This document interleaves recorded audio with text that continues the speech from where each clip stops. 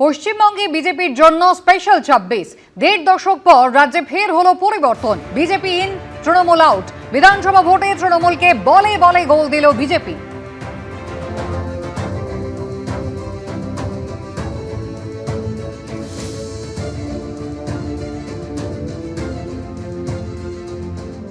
भाजपा ने जितनी सीटें जीती वो महज एक चुनावी आंकड़ा नहीं है, ये उस अड़िग विश्वास की हुंकार है जिसने डर, तुष्टीकरण और हिंसा की राजनीति को जड़ से उखाड़ फेंका है।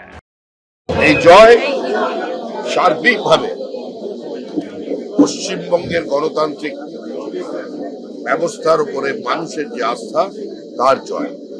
এই জয় পশ্চিমবঙ্গবাসীর জয়।